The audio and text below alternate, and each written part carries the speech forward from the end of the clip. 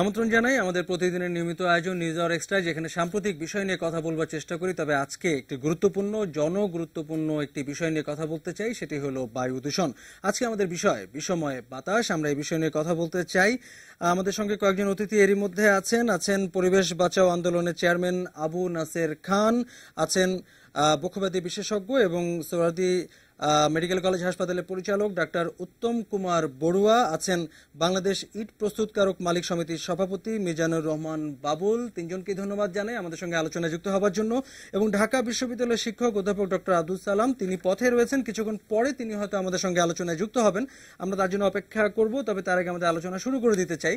আলোচনায় যাবার আগে ছোট্ট কিছু তথ্য আপনাদেরকে জানাতে চাই দর্শক, যে গত মাসে পরিবেশ অধিদপ্তরের আয়োজনে একটি সভা হয়েছিল, যেখানে পরিবেশ সংক্রান্ত নানা পক্ষ এবং পরিবেশ দূষণের জন্য হয়তো প্রত্যক্ষ বা পরোক্ষভাবে দায়ী বিভিন্ন সংস্থার প্রতিনিধিরা সেখানে ছিলেন। সেখানে বিভিন্ন সংস্থার পক্ষ থেকে 11 দফা সুপারিশ করা হয়েছিল। সুপারিশগুলো এক নজরে আপনাদেরকে সারাংশ জানিয়ে দিতে চাই যে ইটভাটার দূষণ নিয়ন্ত্রণে সনাতন পদ্ধতি বাদ দিয়ে প্রযুক্তি নির্ভর ইটভাটা করা, যানবাহনের কার্বন নিঃসরণ মাত্রা পরীক্ষা করে ফিটনেসবিহীন যান চলাচল বন্ধ করা, দীর্ঘ যানজটে আটকে থাকলে গাড়ির ইঞ্জিন বন্ধ রাখা, শিল্প কারখানায় মনিটরিং জোরদার করা, নির্মাণ কাজে ব্যবহৃত বালু সিমেন্ট ইত্যাদি পরিবহন মজুদের সময় ঢেকে রাখা, সরকারি বেসরকারি পর্যায়ে ভবন ও অন্যান্য অবকাঠামো উন্নয়নের সময় ধুলোবালি দূষণ নিয়ন্ত্রণ করতে পানি ছিটানো, সড়ক নির্মাণে মেরামতে এবং সেবাদানকারী সংস্থাগুলোর মধ্যে সমন্বয় সাধন, নিয়মিত রাস্তা পরিচ্ছন্ন ধুলা নিয়ন্ত্রণে পানি ছিটানো, উন্মুক্ত স্থানে সবুজায়ন করা এবং আবর্জনা না পড়ানো, এরকম 11টি গুরুত্বপূর্ণ সুপারিশ ছিল। আমরা সেই সুপারিশগুলো মনে করে নিলাম এবং একটু যেতে চাই প্রথমে পরিবেশ বাঁচাও আন্দোলনের চেয়ারম্যান আবু নাসের খান, আপনার কাছে। আপনারা অনেক বছর ধরে আপনারা আসলে পরিবেশ রক্ষায় অনেক কথা বলছেন, অনেক কর্মসূচি পালন করছেন, বিভিন্ন মহলকে সতর্ক এবং সচেতন করার জন্য আসলে তাগিদ দিয়ে আসছেন। কতটা কাজ হচ্ছে, কি পরিস্থিতি? দেখেন, আমরা দীর্ঘদিন যাবৎ আন্দোলন করার ফলে যেটা হচ্ছে, মানুষের মধ্যে সচেতনতা অনেক বৃদ্ধি পাইছে, কিন্তু কর্তৃপক্ষের মধ্যে সেই সচেতনতাটা সেই অর্থে বাড়ে নাই। এবং কোনো কোনো ক্ষেত্রে দেখা যাচ্ছে যে পরিবেশ দূষণের মাত্রা, বিশেষ করে বায়ু দূষণের মাত্রা আগের চেয়ে অনেক বেশি বেড়ে গেছে। আর এই যে আপনারা যদি দেখেন যে এই যে পরিবেশ অধিদপ্তরের প্রধান কাজ, অন্যতম একটা প্রধান কাজ হলো বায়ু দূষণ নিয়ন্ত্রণ করা। এবং তারা যে সমস্ত সুপারিশগুলো দিছে, সেই সমস্ত সুপারিশগুলাই যে কিছু কিছু সুপারিশ আছে অবশ্যই খুবই গুরুত্বপূর্ণ, ভালো, কিন্তু প্রধান প্রধান যে উৎসগুলা, সেই উৎসগুলোর কথাই ভালোভাবে উল্লেখ করে নাই। এক, দুই নম্বর হলো তারা যে সুপারিশগুলো দিছে তার চেয়ে আরো অনেক সুপারিশ, গুরুত্বপূর্ণ সুপারিশ কোনো রকম খরচ ছাড়াই করতে পারবে সেই ধরনের সুপারিশ করে নাই। যেমন ধরুন, ধুলা দূষণের যে প্রধান উৎস, সেই জায়গাটায় যদি দেখেন যে প্রধান উৎসগুলো হলো মাটি যে খুঁড়াখুড়ি করতেছে, এই যে রাস্তা খুঁড়াখুড়ি করতেছে বিভিন্ন সার্ভিসগুলো দেওয়ার জন্য, এই খুঁড়াখুড়ি করার ফলে মাটি দীর্ঘদিন যাবৎ ফালায় রাখতেছে, এইগুলো থেকে ধুলা দূষণ। এখানে যদি পানি ছিটানো হয়, এটা হিতে বিপরীত হবে।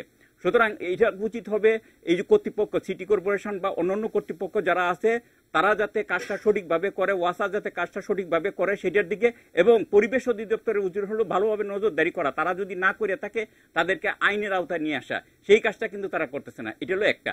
সেকেন্ড যেটা হচ্ছে যে বায়ু দূষণের অন্যতম যে উৎস, সেটা হচ্ছে এই যে ইটের ভাটার যে একটা হলো যে হ্যাঁ, উন্নত প্রযুক্তির ব্যবহার করা, পাশাপাশি যে মানের কয়লা আমদানি করা হয়, যদিও পরিবেশ অধিদপ্তরের অনুসারে, সার্কুলার অনুসারে অনেক ভালো কয়লা আনার কথা, যেটা ধরুন সালফারের কন্টেন্ট অনেক কম থাকা, কিন্তু বাণিজ্য মন্ত্রণালয় একটা আদেশ জারি করিয়া এই পরিবেশ অধিদপ্তরের এটাকে সারপ্রাইজ করে রাখছে, যার ফলে খুবই নিম্নমানের কয়লা ভারত বা অন্যান্য কান্ট্রিগুলো থেকে আনা হচ্ছে, যার ফলে যেটা হচ্ছে যে আমাদের পরিবেশ দূষণ অনেক বেশি বেড়ে গেছে।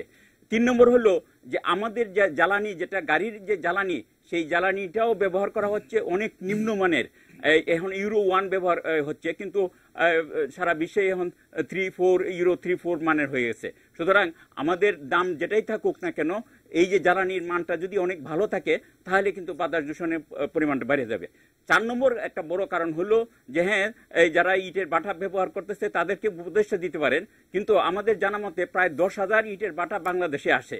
এই 10,000 ইটের বাটার মধ্যে হয়তো বড়দূর 4-5 হাজার ইটের ভাটার সঠিকভাবে পারমিশন নেওয়া আছে, অধিকাংশ ইট ভাটাগুলা সঠিকভাবে পারমিশন নেওয়া নাই। তো সেই যেগুলা ইটের ভাটা যেগুলো আছে সেগুলা বন্ধের দায়িত্ব কিন্তু পরিবেশ অধিদপ্তর, ডিসি এবং অন্যান্য কর্তৃপক্ষ, সেদিকে কিন্তু তাদের নজরটা খুব বেশি দেওয়া হচ্ছে না। আবু নাসের খান, অনেক ধন্যবাদ। সংক্ষিপ্ত একটা সারাংশ পেয়ে গেলাম আপনার কাছ থেকে। আবারও ফিরবো আরো খুঁটিনাটি কয়েকটি বিষয় জানবার জন্য। আমরা একটু ডাক্তার উত্তম কুমার বড়ুয়া আপনার কাছে আসছি।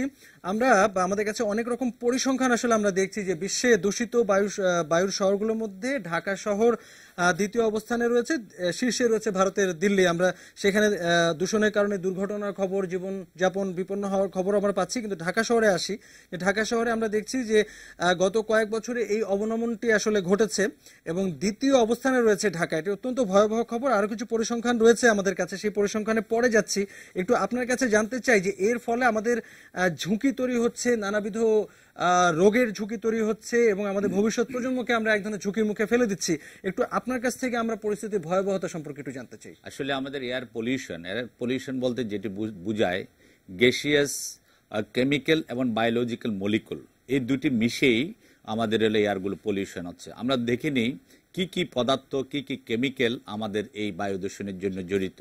আমাদের carbon particles, carbon monoxide, carbon dioxide, nitrogen dioxide, সীসার পরিমাণ, আমাদের বাতাসে যেগুলো মিথেন, যেটা আমরা জীবাশ্ম বলি, মিথেন, আমাদের বাতাসের মধ্যে আরও অনেক পার্টিকেলস যেগুলো আছে, যেমন কোবাল্ট, সীসা, এই জিনিসগুলো অর্গ্যানিক এবং ইনঅর্গ্যানিক। অর্গ্যানিকের ভিতরে আমাদের সিলিকা আছে, অ্যাসবেস্টোসিস আছে, আমাদের আয়রন অক্সাইড আছে, টিন অক্সাইড আছে। আর ইনঅর্গ্যানিকের ভিতরে কিছু গ্যাস আছে, আমাদের অ্যামোনিয়া, নাইট্রোজেন ডাইঅক্সাইড, এছাড়াও আরও অনেক গ্যাস যেগুলো মার্কারি, ক্যাডমিয়াম, ক্লোরিন, এইগুলো মিলেই আমাদের বায়ুগুলো দূষণ হয়। এই প্রত্যেকটি পরিমাণ আমাদের যদি বায়ুতে থাকে একটি লেভেলের বাইরে বা সীমার বাইরে, তখনই এটি শরীরের জন্য অত্যন্ত ক্ষতিকর হয়ে দাঁড়ায়। তো এগুলো সাধারণত আমাদের দেশে আপনি উল্লেখ করেছেন বা ঢাকা শহর দ্বিতীয় অবস্থানে অবস্থান করছে। এইসব গ্যাস এবং কেমিক্যালগুলো আমাদের স্বাস্থ্যের জন্য অত্যন্ত ক্ষতিকর। এগুলো আমাদের শ্বাসতন্ত্রের মাধ্যমে আমাদের শরীরে প্রবেশ করে। কখনো শ্বাসতন্ত্রের মাধ্যমে প্রবেশ করে আমাদের ব্লাডের লেভেলেও এই ক্ষতিকর পদার্থগুলো আমাদের শরীরে প্রবেশ করে, যার কারণে এইসব দূষিত বায়ুগুলো আমাদের শরীরের শ্বাসতন্ত্র সহ সারা শরীরের অনেক রোগের জন্য আমাদের ক্ষতিকর হয় এবং শরীরের জন্য অত্যন্ত ক্ষতিকর। সাম্প্রতিক সময়ে আপনারা যে ধরনের রোগী পাচ্ছেন, এদের কি ধরনের সমস্যা নিয়ে তারা আপনাদের কাছে যাচ্ছেন? বিশেষ করে যেহেতু এখন শীতকাল এবং এটি শুষ্ক সময়, এই সময়টি আমাদের ডাস্ট বেড়ে যায়, ধুলাবালি বেড়ে যায়, বালি এবং আমাদের অটোমোবাইলের ধোঁয়া, আমাদের যেটি আপনারা বলছিলেন ইটের ভাটা সহ কল কারখানা যেগুলো অপরিশুদ্ধ, আমাদের অটোমোবাইল যে ধোঁয়া, সবগুলোই এই শীতকালে অত্যন্ত বেড়ে যায়। যার কারণে এই শীতকালে আমাদের যাদের শ্বাসতন্ত্রের প্রদাহ আছে, যাদের কমন কোল্ড, ঠান্ডা লাগে, হাঁচি কাশি, কাশি, শ্বাসকষ্টের রোগ আছে, বাচ্চাদের ক্ষেত্রে যাদের শ্বাসকষ্টের রোগ বা হতে পারে বা ব্রঙ্কিওলাইটিস, এইসব রোগগুলো এই বায়ু দূষণের জন্য আমাদের এই সময়ে অতিরিক্ত পরিমাণে আমাদের রোগীগুলো বেড়ে যায়। বিশেষ করে শ্বাসকষ্টের যারা রোগী এবং যাদের অ্যালার্জি জনিত কোনো সমস্যা আছে, তাদের এই রোগীগুলো আমাদের এই সময়ে অত্যন্ত বেশি আমরা পেয়ে থাকি।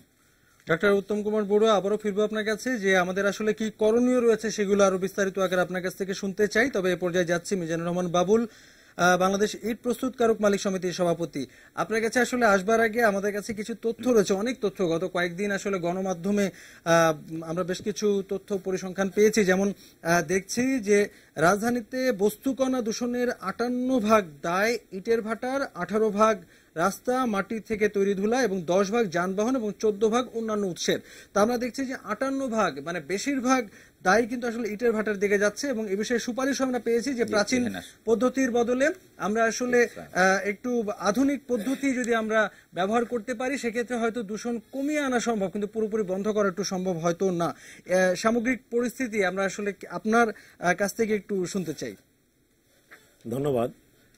আজকে খুব গুরুত্বপূর্ণ বিষয় নিয়ে আমাদেরকে এখানে আমন্ত্রণ জানাইছেন, এই জন্য আপনাদেরকে ধন্যবাদ। বায়ু আমাদের খুব জরুরি বিষয়। বায়ু ভালো না থাকলে আমরা বাঁচতে পারবো না। এটা সত্যি কথা। যেমন আমরা সবসময় বলি যে আমি আগে বাঁচবো, পরে আমি ব্যবসা করব। আমি বাঁচবো, আমার নেক্সট জেনারেশন বাঁচবে, দেশ সুন্দর হবে, বায়ু সুন্দর হবে, এটা আমরা চাচ্ছি।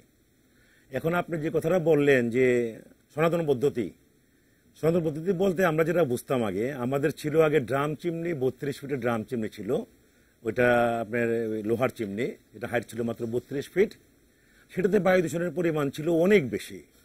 তো আমরা তখন এটা কি করে কমানো যায়, তখন আমরা একটা টিম গেলাম ভারতে, এটা 2000 সনে, 1999 বা 2000 সনে গেলাম ভারতে গিয়ে আমরা দেখলাম এই যে এফসিকে যেটা ফিক চিমনি, 120 ফিট চিমনি, এটা আমরা দেখলাম। ওখানে দেখার পরে আমরা পরিবেশ অধিদপ্তরের সঙ্গে আমরা মিটিংয়ে বসলাম।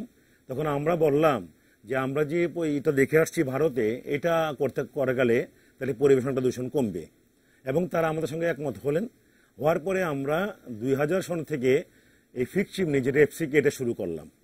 শুরু করার পরে দেখা গেল যে সত্যি আমাদের যে ড্রাম চিমনি ছিল তার চেয়ে এটার মাত্রা অনেক কমে আসলো, পরিবেশ দূষণের মাত্রাটা।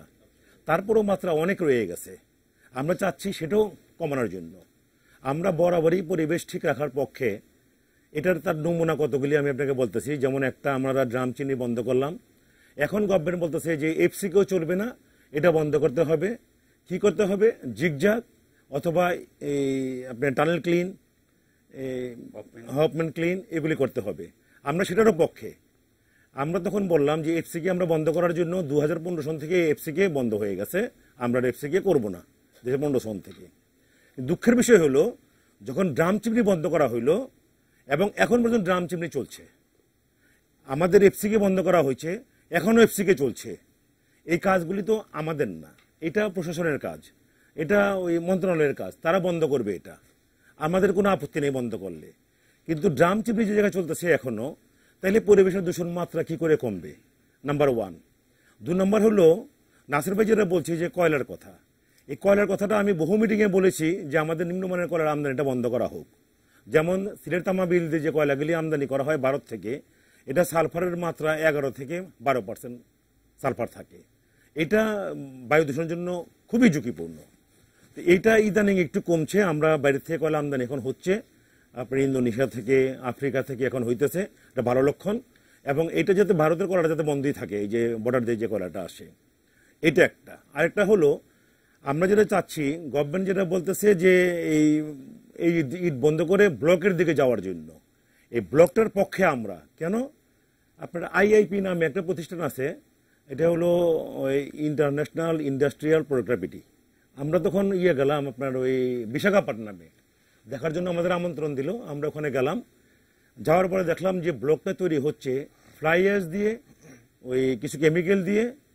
যে ব্লকটা হচ্ছে খুব সুন্দর ব্লক, এটা বার্নিং করতে হয় না, পরিবেশ দূষণ হয় না, সেটা আমরা করলাম, দেখলাম। দেখার পরে দেশে আসলাম।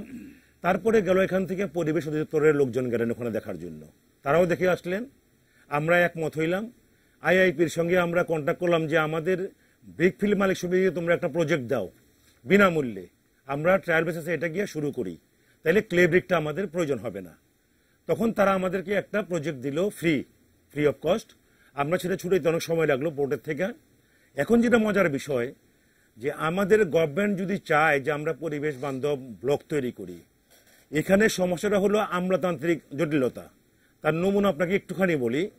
আমাদের এই ট্রায়াল বেসিসে যাওয়ার জন্য 12 টন ফ্লাই অ্যাশের জন্য, ছাইয়ের জন্য আমরা আপনার ওই বড় পুকুরিয়াতে লেখালেখি শুরু করলাম। প্রথম লেখলো পরিবেশের আপনার ওই সচিব মহোদয় লেখলেন, এটার চিঠি লেখলো এই বছরের জানুয়ারি মাসে, এটা 1 বছর প্রায় হয়ে গেল। ওইটার কোনো হদিশ হইল না, হদিশ পাওয়া গেল না।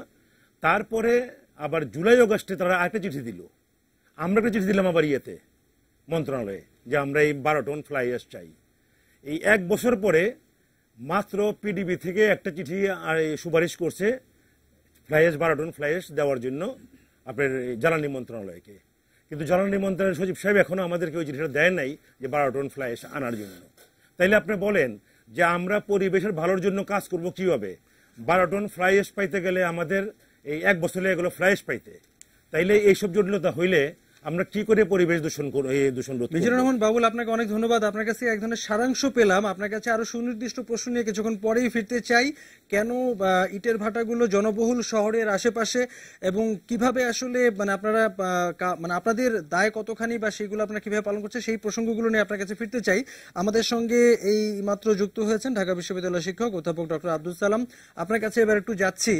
কিছুদিন আগে আসলে কাগজে পড়ছিলাম যে আপনার অন্তত গত 10 বছর ধরে আপনার ঢাকা এবং বাংলাদেশের বিভিন্ন অঞ্চলের বায়ু দূষণের মাত্রা বা প্রক্রিয়া বা হার এই বিষয়গুলো আসলে পর্যবেক্ষণ করছেন এবং আপনাদের হিসেব অনুযায়ী যান্ত্রিক উৎস থেকে সৃষ্টি হওয়া ধোঁয়া এবং ধুলা বাতাসে ছড়িয়ে পড়ছে, ক্ষুদ্র কণা ছড়িয়ে পড়ছে, যেটি আসলে মূলত কয়লা এবং জৈব জ্বালানি পোড়ানোর কারণে এ ধরনের ক্ষতিকর কণা বাতাসে ছড়িয়ে পড়ছে।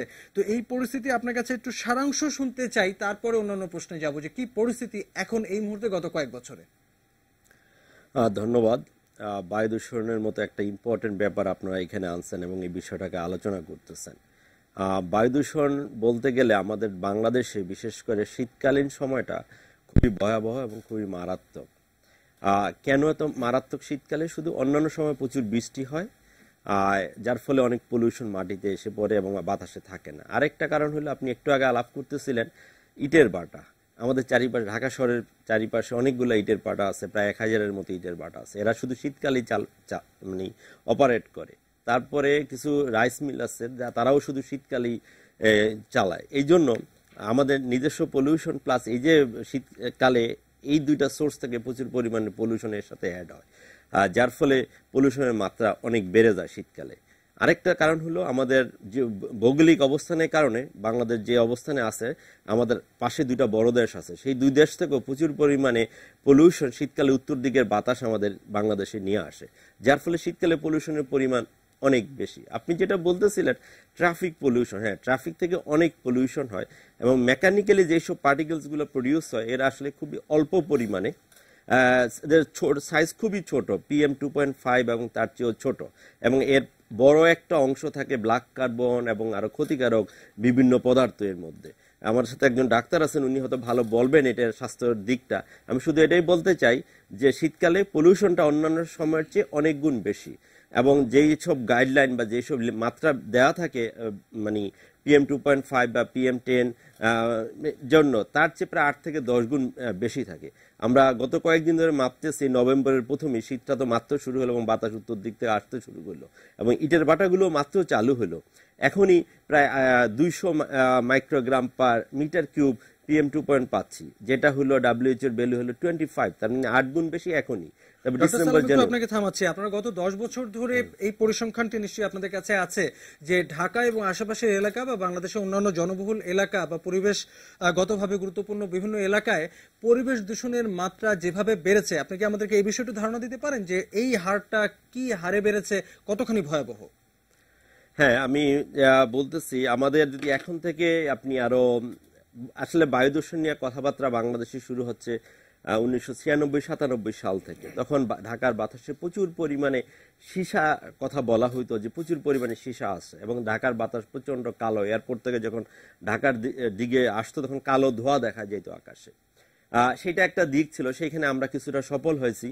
কালো ধোঁয়াটা ওইরকম নাই আর। এখন আমাদের 2 স্ট্রোক যে ইঞ্জিনটা ছিল সেটা বন্ধ করে দিয়েছে এবং ওই কালো ধোঁয়াটা ওই পরিমাণে এখন নাই। আবার সীসার পরিমাণটা একটু কমছে, তারপরেও এখনো যদি সীসার পরিমাণ মাঝখানে আরো কম ছিল, কিন্তু গত 2 বছর ধরে আমরা আবার দেখতেছি এটার পরিমাণ অনেক বেশি। একসময় 463 ন্যানোগ্রাম পার মিটার কিউব লেডের পরিমাণ ছিল ঢাকায় 1996-এ। আমরা 2003, 2005, 2006 এই সময় মাপছি, সেটা প্রায় 70 ন্যানোগ্রাম পার মিটার কিউবের সমান ছিল। এখন প্রায় আবার 196 বা 190 ন্যানোগ্রাম পার মিটার কিউব আসছে, আবার একটু বাড়তেছে লেডের পরিমাণ। আমরা মৌসুমের একটা গল্প বুঝলাম যে শীতকালে দূষণের মাত্রা অবিশ্বাস্য অস্বাভাবিক রকম বেড়ে যায়। আর আমরা যদি ভৌগোলিক ভাবে যদি একটু বিবেচনা করি, আমার ওই কথাটা একটু শেষ করতে দেন, আমি বলি। আবার সেই সময় আমাদের যে বড় রকমের পার্টিকেল, যেগুলোকে আমরা সাসপেন্ডেড পার্টিকুলেট ম্যাটার, তার পরিমাণ অনেক বেশি ছিল। প্রায় ঢাকাতে 1600-1700 মাইক্রোগ্রাম পার মিটার কিউব ছিল সেই 97-96 সময়। কিন্তু সেই বড় পার্টিকেলস গুলো এখন কমে আসছে। কিন্তু আমাদের সেই বড় পার্টিকেলস গুলো কমার অনেকগুলো কারণ আছে, সেটা আপনি দেখতেছেন। পুরনো ইঞ্জিন বন্ধ করা হয়েছে, আমরা একটু কাভার্ড সারফেস বাড়াইতেছি, গাছপালার কথা বলতেছি, এইসব কারণে একটু কমতেছে। আমরা ওই যে ড্রাম থেকে এখন অন্য চিমনিতে আসতেছি, জিগজ্যাগ থেকে আবার আমরা আরো টানেলের কথা বলতেছি, সেই সব কারণে একটু কমছে, কিন্তু ফাইন পার্টিকেলস যেটা রিয়েলি ক্ষতি করে মানুষের, সেটার পরিমাণ দিন দিন বেড়ে চলছে। এবং এখন আপনাকে বললাম এটা কোনো সময় 500 মাইক্রোগ্রাম পার মিটার কিউব পর্যন্ত যায়, এবং এই মুহূর্তে আমরা 200 পাচ্ছি। তার মানে কি পরিবেশ গত 10 বছর ধরে আমাদের যে বড় পার্টিকেলস গুলো সেগুলোর পরিমাণ কমে গেছে, কিন্তু ফাইন পার্টিকেল যেটা সবচেয়ে বেশি ক্ষতিকারক সেটার পরিমাণ বাড়তেছে। পরিস্থিতি আসলে মানে আগের চেয়ে অনেক ভয়াবহ হয়েছে। হ্যাঁ, আমাদের স্বাস্থ্যের ক্ষতির কথা যদি আপনি চিন্তা করেন, পরিস্থিতি অনেক ভয়াবহ। আবারও ফিরতে চাই আপনার কাছে, আরো বিস্তারিত কিছু তথ্য আপনার কাছে জানবার রয়েছে। আমাদের ছোট বিরতি নেবার সময় হয়েছে, দর্শক সঙ্গে থাকবেন, কিছুক্ষণ পরে ফিরছি।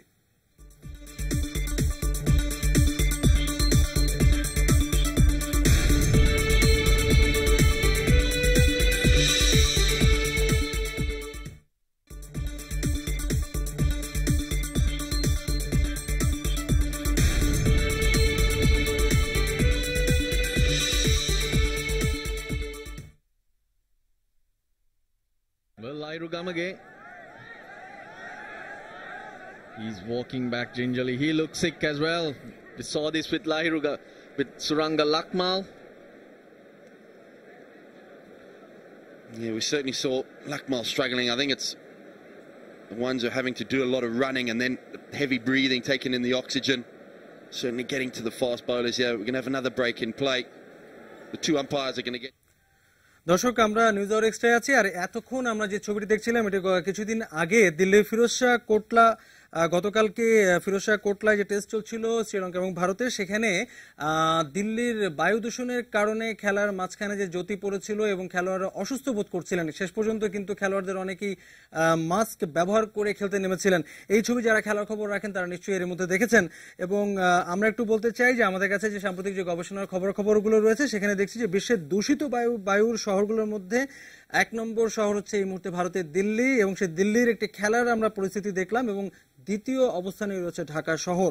আমরা যারা ঢাকা শহরে থাকি তারা নিশ্চয়ই গত কয়েকদিন ধরে দেখছি যে বাতাসে অসম্ভব ধুলা, এবং এই ধুলার কারণে কি ধরনের রোগবালাই অসুখ বিসুখ ছড়াচ্ছে সে বিষয়ে নিশ্চয়ই নতুন করে বলবার কিছু নেই। এটা আমরা নিশ্চয়ই ঘরে ঘরে তার এক ধরনের প্রতিফলন দেখতে পাচ্ছি। আমরা এই বিষয়টি নিয়ে আজকে কথা বলছি, বায়ু দূষণ নিয়ে। আমাদের সঙ্গে 4 জন অতিথি রয়েছেন, তাদের কিছুক্ষণ বক্তব্য শুনেছি, আবারও একটু তাদের বক্তব্য শুনতে যেতে চাই, আবারও যেতে চাচ্ছি ডক্টর আব্দুল সালাম আপনার কাছে।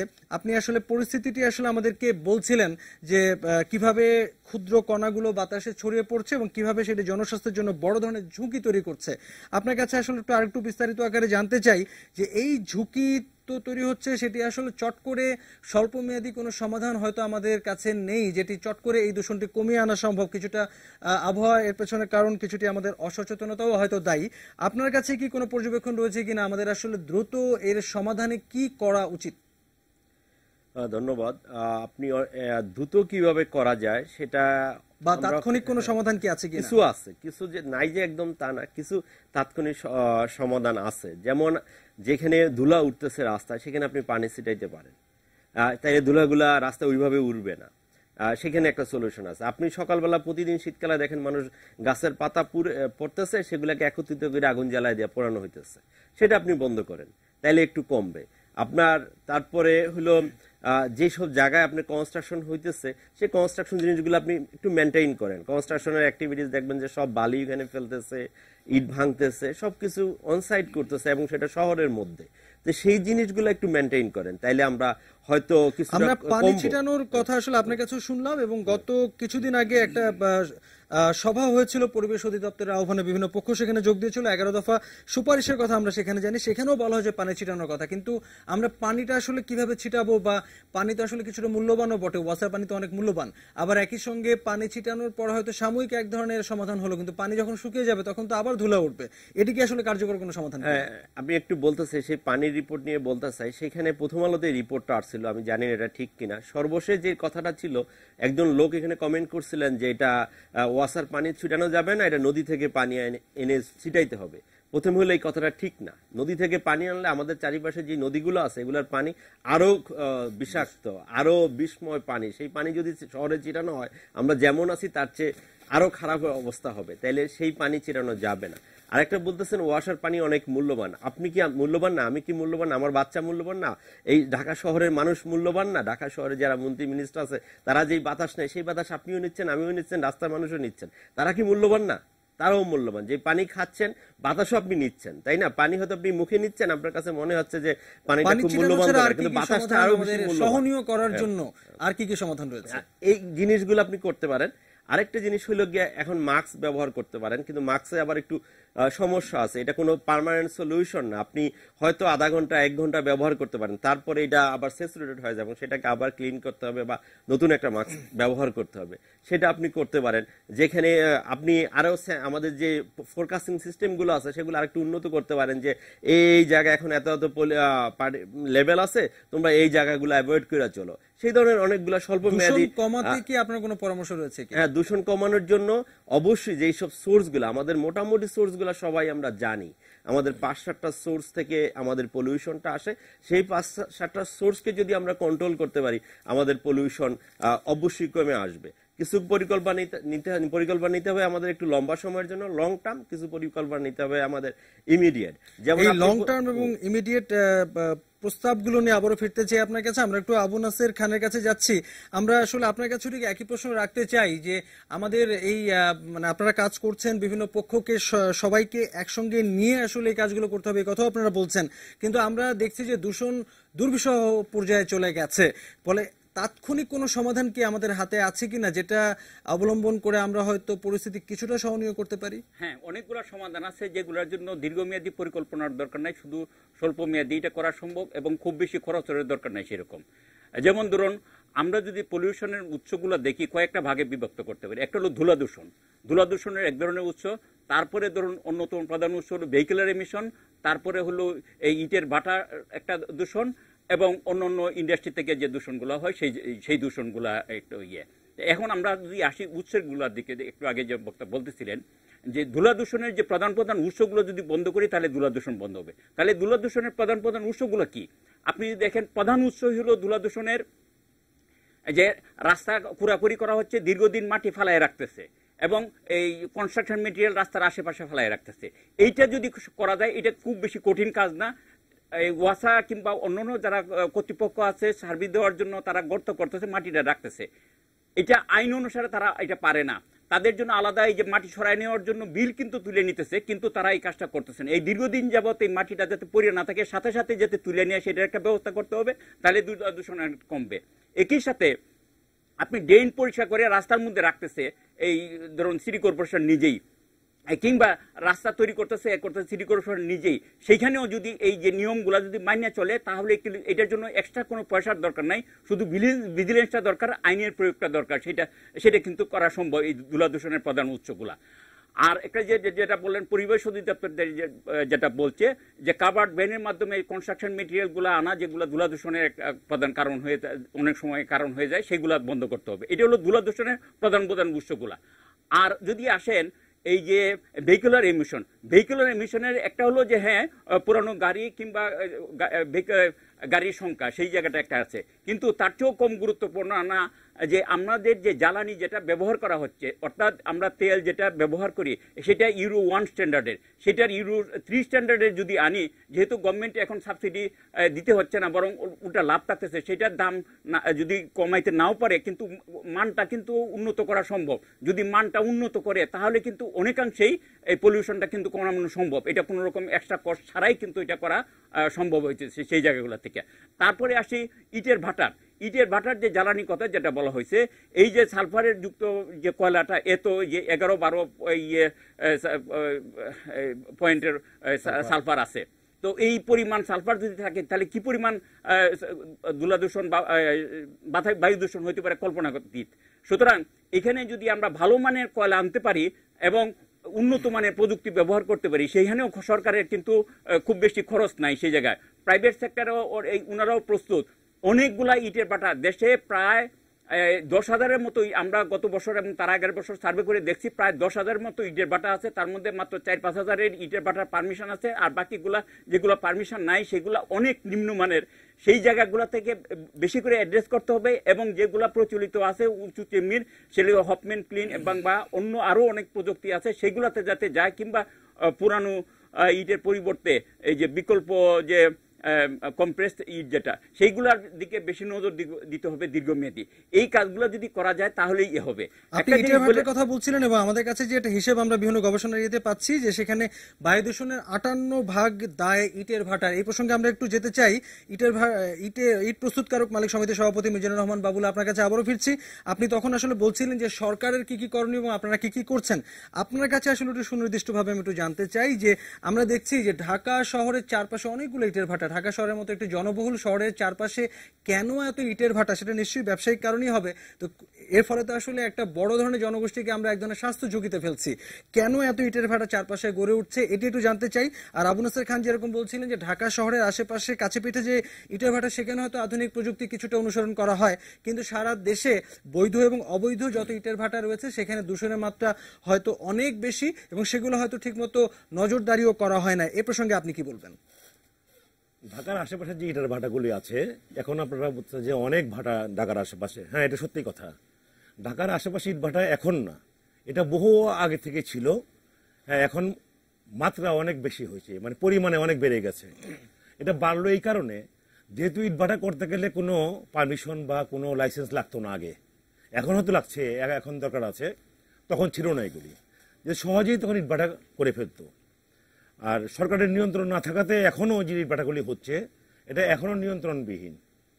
কারণ হলো যে আমাদের যে উন্নতি প্রযুক্তি এটার কথা বলা হইতেছে, আমরা এখনো করতে পারি। যেমন আপনার ওই টানেল ক্লিন যেটা বলা হচ্ছে, এই টানেল ক্লিনটা করতে গেলে আমাদের প্রায় 30-40 কোটি টাকা ইনভেস্টমেন্ট লাগে, এটা এক নাম্বার। 2 নাম্বার হলো হাইল্যান্ড লাগে। তা আমরা যে সেটা করব, সেটাতে পরিবেশের এই দূষণের মাত্রা একেবারেই কম। ওটা যতটুকু ইন্ডাস্ট্রি করলে যতটুকু হয় এতটুকুই হবে। কিন্তু আমি যে সেটা করব, এখানে বাধা আরেকটা আছে। গভর্নমেন্ট বলতেছে উন্নতি প্রযুক্তি করার জন্য, মানে টানেল ক্লিন করার জন্য, আবার বিকল্প হিসেবে বলতেছে যে মাটি ব্যবহার করা যাবে না। তো মাটি ব্যবহার করবো না, তো আমি আবার আপনার উন্নত প্রযুক্তিও করব।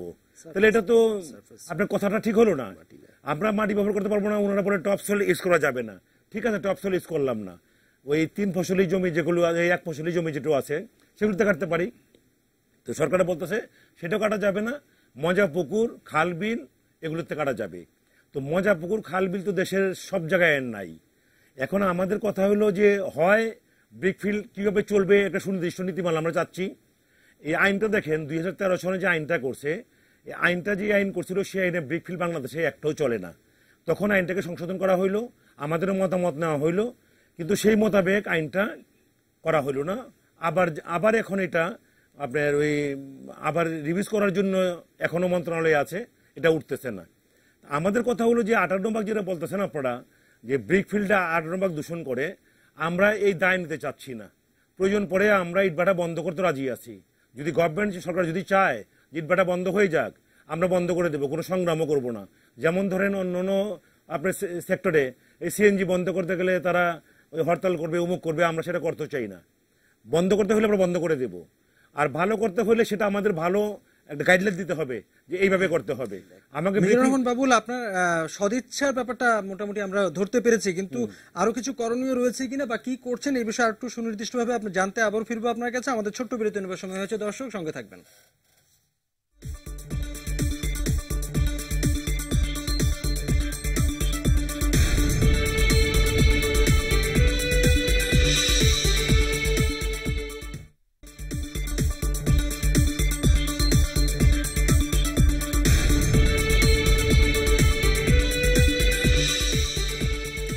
নিউজ আওয়ার এক্সট্রায় আজকে কথা বলছি বিষময় বাতাস, এটি আজকে আমাদের বিষয়। আমাদের সঙ্গে 4 জন অতিথি রয়েছেন, এক এক করে সবার বক্তব্য শুনছি। যাচ্ছি ডাক্তার উত্তম কুমার বড়ুয়া, আপনার কাছে ফিরতে চাই। আপনি তখন বলছিলেন যে ভয়াবহতা আসলে কোথায় গিয়ে পৌঁছেছে সে বিষয়ে আপনি আমাদেরকে ধারণা দিচ্ছিলেন।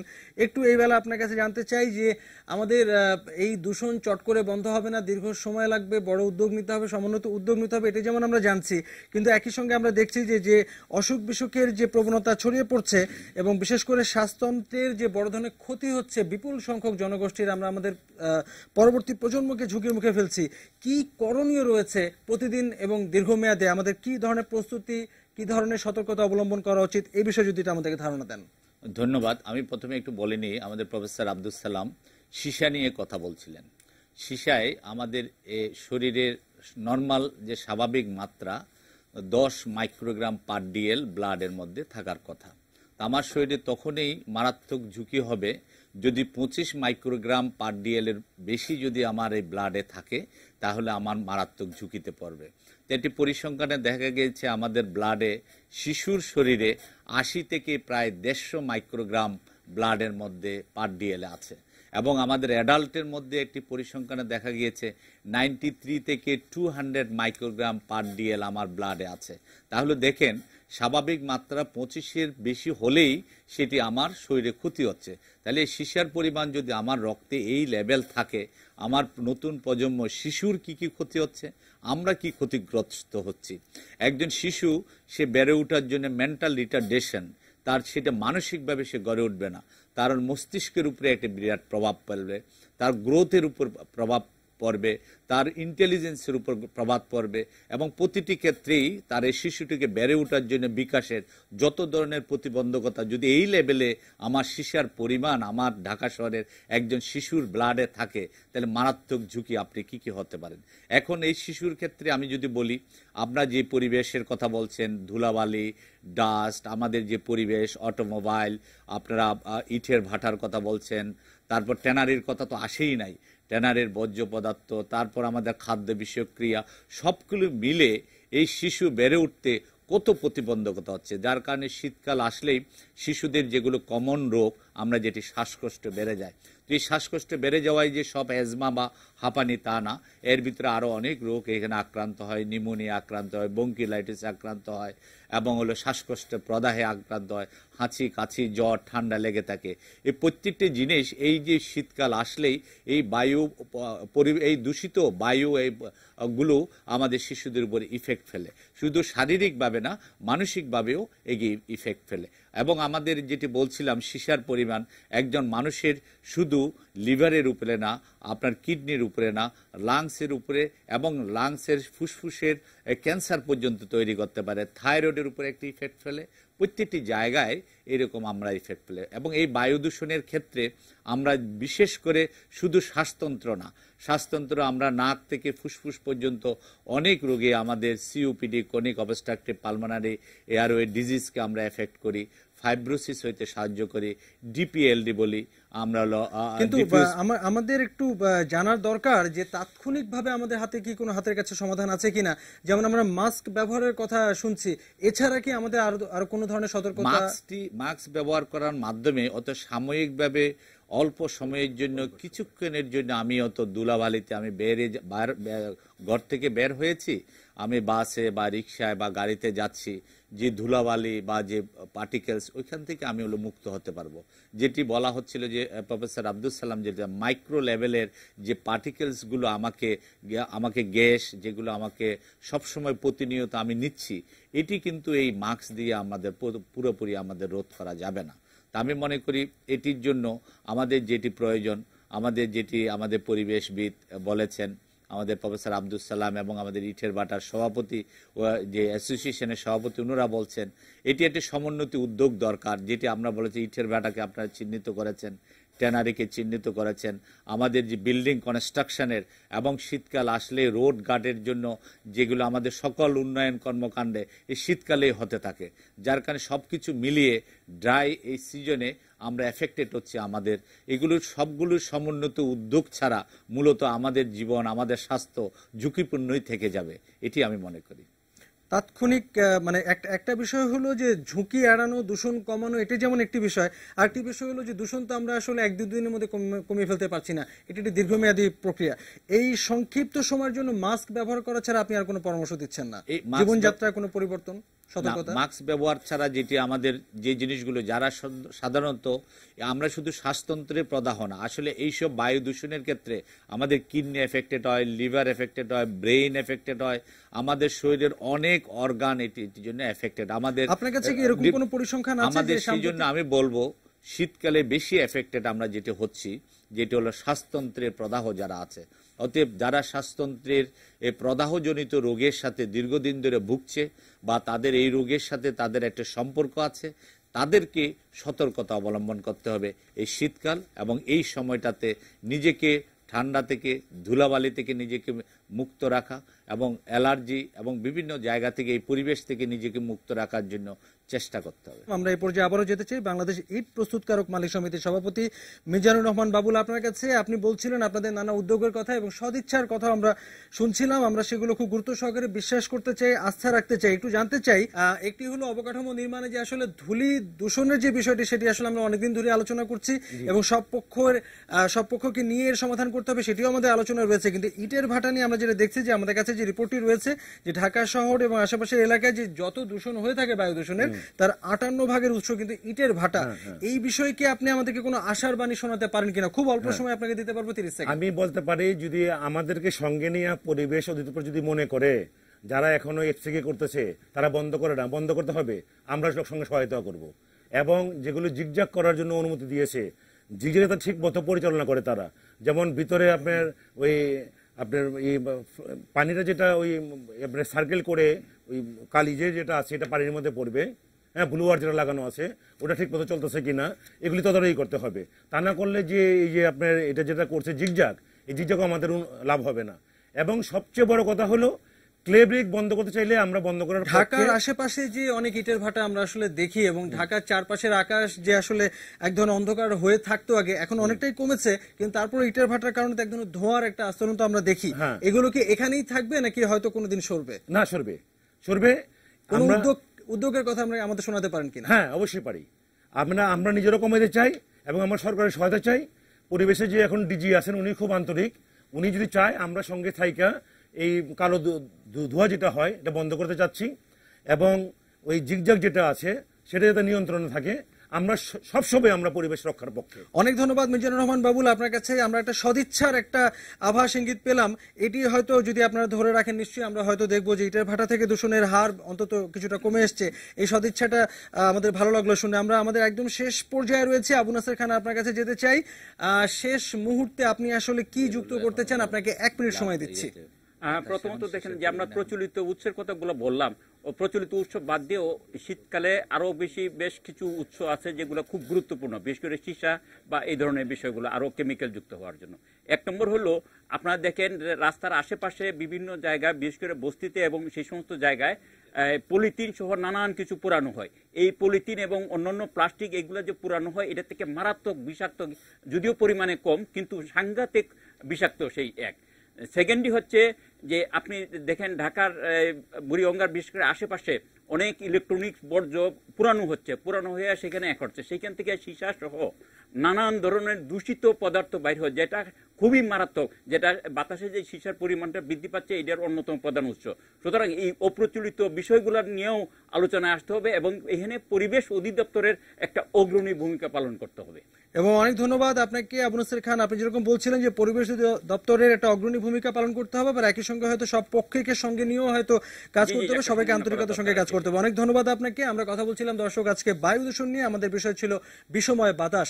আমাদের সঙ্গে 4 জন অতিথি ছিলেন, 4 প্রান্তের 4 জন 4 রকম ভাবনা আমাদেরকে শোনালেন এবং যা বুঝলাম যে আমাদের আসলে সামনে হয়তো অনেক গুরুতর ঝুঁকি অপেক্ষা করছে যদি আমরা এখনই সচেতন না হই। এ বিষয়ে আসলে আমাদের সবাইকে সচেতন হতে হবে, বিশেষ করে পরিবেশ অধিদপ্তরের কড়াকড়ি নজরদারি হয়তো আরো বেশি আমাদের প্রয়োজন হবে। এ বিষয়ে আমাদের আলোচনা হয়তো আরো ভবিষ্যতে করতে হবে। আমরা একটি শান্তিপূর্ণ নির্মল বাতাসের একটি শহর চাই, পরিবেশ চাই আমাদের সবার স্বার্থের জন্য, যে বাতাসে আমরা নিঃশ্বাস নেই এবং সেখানে হয়তো আমরা একটু বিশুদ্ধ বাতাস আশা করতে পারি। সেটা নিশ্চিত করতে হলে হয়তো সবাইকে আমাদের একযোগে কাজ করতে হবে। আজকে নিউজ আওয়ার স্টার আলোচনা এ পর্যন্তই। এরপরে রয়েছে আমাদের নিয়মিত আরেকটি আয়োজন পলিটিক্স প্লাস, যেখানে সহকর্মী প্রভাস আমিন অপেক্ষা করছেন 2 জন অতিথি নিয়ে। আমরা চলে যাচ্ছি তার কাছে। নরোজ, আপনাকে অনেক ধন্যবাদ। আপনার শেষ কথাটা দিয়ে আমি শুরু করতে চাই যে আমরা নির্মল বাতাসে প্রাণ ভরে শ্বাস নিতে চাই, ফুসফুস ভরে। তবে তার জন্য আমাদেরকে আরো বেশি করে গাছ লাগাতে হবে। অন্য অনেক আলোচনা হলো, আমি একটু শুধু যোগ করলাম যে গাছ লাগাতে হবে।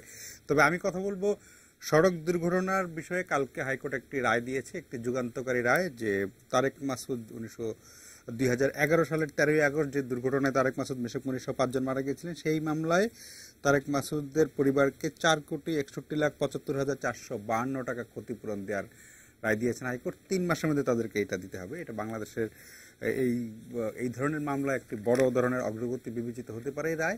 সেটা নিয়ে আমি কথা বলবো। আমার সাথে নতুন 2 জন অতিথি থাকবেন। ছোট্ট একটা বিরতি নিয়ে নতুন অতিথি নিয়ে ফিরে আসছি।